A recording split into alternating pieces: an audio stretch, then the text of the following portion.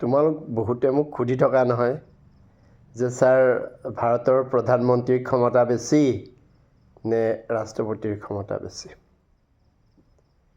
আচলতে ৰাষ্ট্ৰপতি হ'ল ভাৰতৰ সাংবিধানিক মুৰব্বী আৰু প্ৰধানমন্ত্ৰী হ'ল চৰকাৰৰ মুৰব্বী।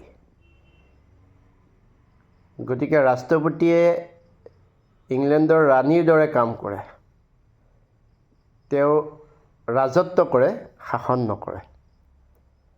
তাৰমানে ভাৰতৰ ৰাষ্ট্ৰপতিৰ নামত গোটেই দেশখন শাসন কৰে চৰকাৰখনে। গতিকে যিহেতু প্ৰধানমন্ত্ৰী চৰকাৰৰ মুৰব্বী, গতিকে গোটেই কাম কাজবিলাক চৰকাৰে কৰে আৰু সেই গোটেই দায়িত্বটো পালন কৰে প্ৰধানমন্ত্ৰীজনে। গতিকে ক্ষমতাটো ব্যৱহাৰ কৰে প্ৰধানমন্ত্ৰীহে, ৰাষ্ট্ৰপতিয়ে ক্ষমতাটো ব্যৱহাৰ নকৰে, কিন্তু তেওঁৰ নামত প্ৰধানমন্ত্ৰীয়ে ক্ষমতাটো ব্যৱহাৰ কৰে। Thank U.